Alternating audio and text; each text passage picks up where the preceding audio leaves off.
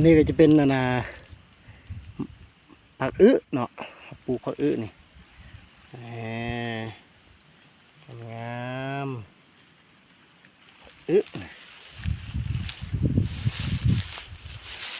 กำลังงามผักอื้อนี่ก็เห็นบ่อยู่บ้านนอกก็เป็นแนวนี้นะพี่น้องเลยเนาะเฮ็ดเองกินปลูกเองทำบ่ปลูกกับบ่สั่งอันนั้นได้บ่มีอันกินได้อยู่เขตนอกนะเข้าไปในเมือง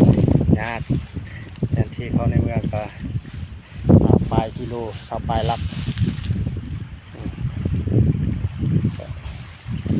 ปลูกเอา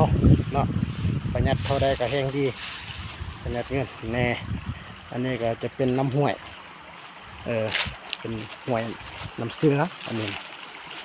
เป็นการหล่อเลี้ยงน้ำทรายนี่จะเป็นมีประโยชน์หลายที่สุดเนาะเป็นการ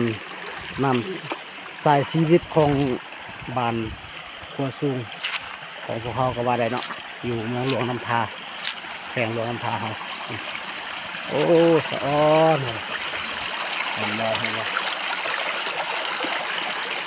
โอ้นี่สะอ้อนสุดเนาะ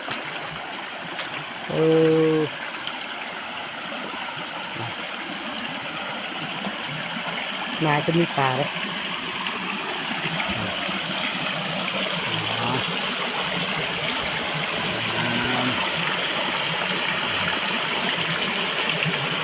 ปลา